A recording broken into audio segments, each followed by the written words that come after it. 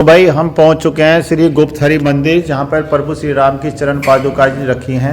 भैया आप इस मंदिर की स्थिति देख सकते हैं क्या है। हनुमानगढ़ी में जाएंगे तो वहां पे आपको लाखों की भीड़ मिलेगी, लाखों लोग वहां दर्शनों के लिए आते हैं। परंतु जब तक आप इन मंदिरों में, छोटे मंदिरों में नहीं आएंगे, जो मेन मंदिर है उनमें दर्शन नहीं करेंगे, तब तक आपका जो भी फल है वो नहीं होगा, मुझे नहीं लगता। और ऐसे इन मंदिरों को भी जीर्णोद्धार की जरूरत है। इन मंदिरों की आप स्थिति देख सकते हैं। तो मैं सभी लोगों से, जितने भी लोग हमारा ये व्लॉग देखेंगे, मैं सभी से गुजारिश करता हूं कि जब भी आप अयोध्या जी आए तो इन मंदिरों के भी दर्शन करें, इन मंदिरों को भी जो है ध्यान में रखिए, यहाँ पे भी थोड़ा दान पुण्य करें। और जब यहाँ पे आप दर्शन करने के लिए आएंगे तो थोड़ा इन मंदिरों को सहयोग मिलेगा और सरकार को भी इन मंदिरों के लिए कुछ करना पड़ेगा, क्योंकि जब तक आप लोग यहाँ नहीं आएंगे तो ये अलग थलग हो चुके मंदिर जो है उन्हें भी थोड़ा सहारा मिलेगा। तो मैं सभी लोगों से विनती करूंगा कि इन ऐसे जीर्ण शीर्ण मंदिरों के उद्धार के लिए भी आप आगे आएं और इनमें भी दर्शन करें। और अभी हम पंडित जी से बात करेंगे, पंडित जी हमें इस मंदिर की महिमा बताएंगे कि इस मंदिर की क्या महिमा है। तो भाई ये गुप्तहारी चक्रहारी मंदिर के पंडित जी हैं अमोघ दास जी।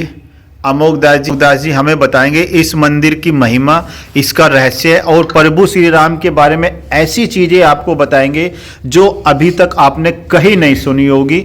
आप हनुमानगढ़ी में जाते हैं, लाखों लोग वहां डेली दर्शन करते हैं। अभी श्री राम मंदिर बन गया, वहां भी जो है लाखों लोग दर्शन करेंगे। परंतु प्रभु श्री राम का ये रहस्य भी आपको जानना चाहिए। आप इस हमारे छोटे से व्लॉग में इसे जानेंगे पंडित जी श्री अमोघ दास जी से। पंडित जी बताएं। इस मंदिर का जो है यहाँ का दो महात्मा है। हाँ जी।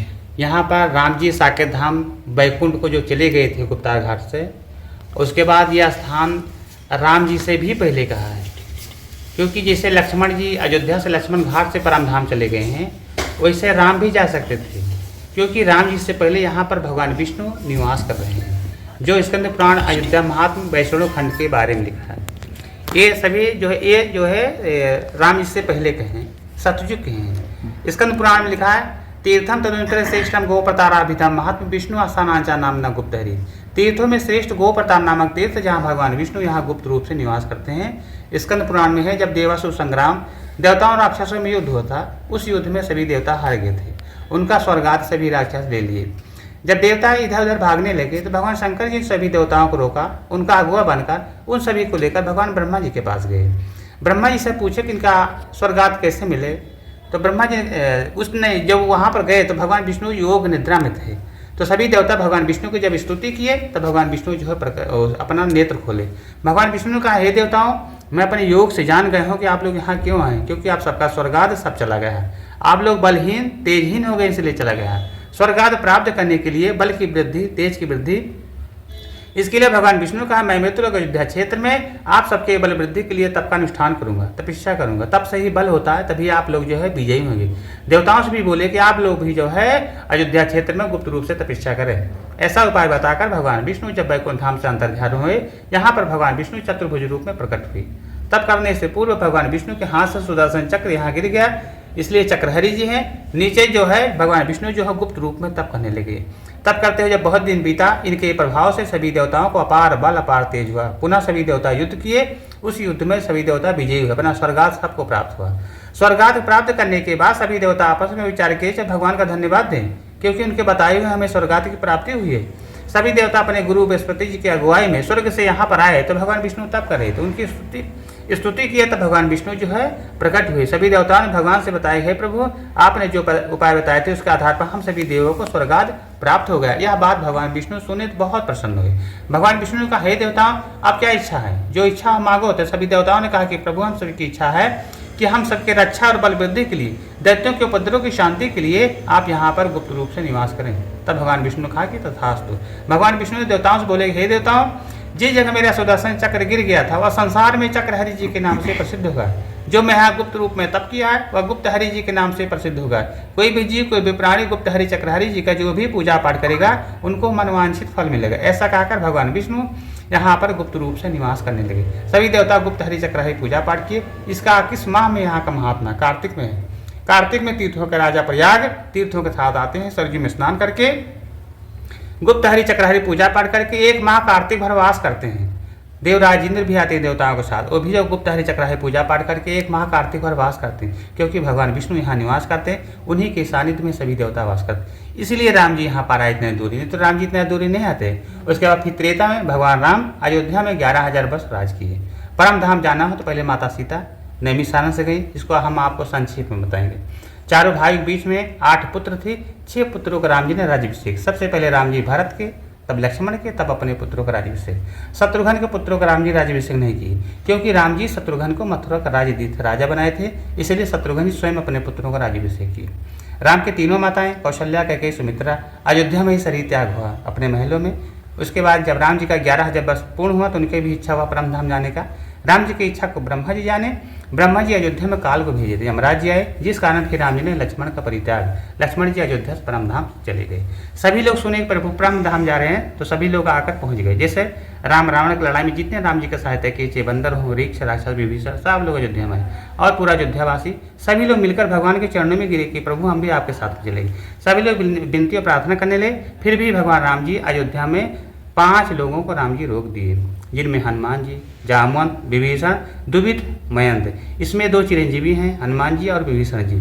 जामवंत, दुविध, मयंत से राम जी बोले कि आप द्वापर युग के अंत तक रहेंगे। 5 से राम जी बोले आप सब जो मेरे पुत्र और पौत्रों की रक्षा करते रहेंगे। शेष जितने बचे सबको लेकर राम जी अयोध्या से 1 योजन 12 किलोमीटर सरजू तट नदी किनारे के राम जी के साथ में सभी जीव, जैसे पशु, पक्षी, पर्वत, स्थल, अदृश्य जीव, कीट पतंगे। घर परिवार में राम जी के भाई में सिर्फ भरत, शत्रुघ्न जी थे, उनकी पत्नियां थी। उसके बाद पूरा अयोध्यावासी सभी जीव सबको लेकर राम जी जब यहाँ पर आए तो उस समय सरजू, जो समय सरजू जी बह रहे हैं, उस समय बहुत अगाध जल भरा हुआ था। जो सरजू जी में जो जल घूमता है भंवर, उसको देखते हुए राम जी एक उत्तम स्थान पर आए, जो वाल्मीकि रामायण में लिखा है। उत्तम स्थान वही जहाँ भगवान विष्णु निवास कर रहे हैं। राम जी सभी जीवों को लेकर जब यहाँ पर पहुँचे तो राम जी को लेने के लिए सभी देवता ब्रह्मा जी के साथ करोड़ों विमानों के साथ सब आकाश में उपस्थित हो गए। सभी देवताओं में बहुत प्रसन्नता, बहुत खुशी हुई कि प्रभु परम धाम के लिए जा रहे हैं। जिस कार्य के लिए भगवान का अवतार हुआ था वह कार्य पूर्ण हो गया। अब अपने धाम सभी देवता भगवान को फूलों की वर्षा किए, भगवान की स्तुति किए। उसके बाद राम जी सरजू जी के जल का स्पर्श किए। वाल्मीकि रामायण में सिर्फ स्पर्श लिखा है, स्कंद पुराण में है कट भर जल, कमर भर जल में राम जी खड़े हुए। आकाशमंडल से ब्रह्मा जी बोले कि हे रघुनंदन राम, आपको अपने परम धाम आने का स्वागत है। आप चराचर के स्वामी हैं, आप जिस स्वरूप में आप जाना चाहें उस स्वरूप में आप प्रवेश करें। यदि आप अपने वैष्णव तेज में जाना चाहते हैं तो आप अपने भाइयों के साथ वैष्णव तेज में प्रवेश करें।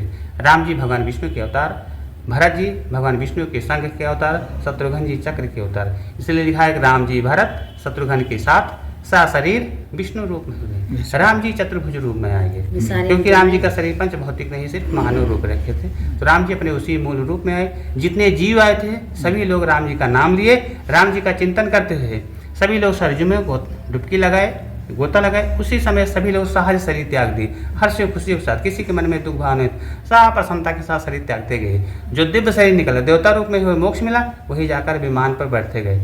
उसके बाद सभी राम जी का जो वाहन गरुड़ जी है, राम जी अपने वाहन पर बैठे। इसको हम आपको संक्षेप में पूरा बताए हैं। उसके बाद सभी को लेकर राम जी अपने परम धाम निज धाम को सबको लेकर राम जी यहाँ से चले गए। बोलो श्याम रामचंद्र जी महाराज की जय। पंडित जी आपने बहुत अच्छे से बताया, बहुत अच्छे से हमें समझाया, आपका बहुत बहुत शुक्रिया। तो मैं अपने इस व्लॉग में, छोटे से व्लॉग में भाई सभी लोगों से एक विनती करता हूं कि जो हमारे छोटे मंदिर है ना, छोटे नहीं है, ये बहुत बड़े मंदिर है। इन मंदिरों को जीर्णोद्धार के लिए भी आप लोगों को आगे आना पड़ेगा, यहाँ भी दर्शनों के लिए आना पड़ेगा।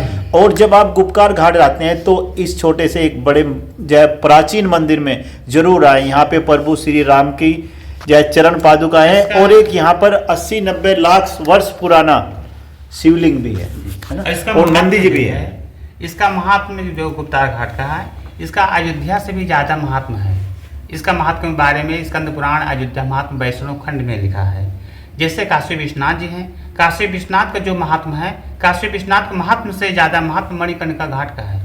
उसी प्रकार उज्जैन है, उज्जैन का महत्व उससे ज़्यादा महाकालेश्वर का है। उसी प्रकार नैमिषारण्य का महत्व उससे ज़्यादा चक्रतीर्थ का है। उसी प्रकार अयोध्या है, अयोध्या का महत्व उससे ज़्यादा गोप्रताप का है, क्योंकि राम जी सभी जीवों को यहीं से लेकर परम धाम चले, इसलिए इसको मोक्ष धाम भी कहा जाता है।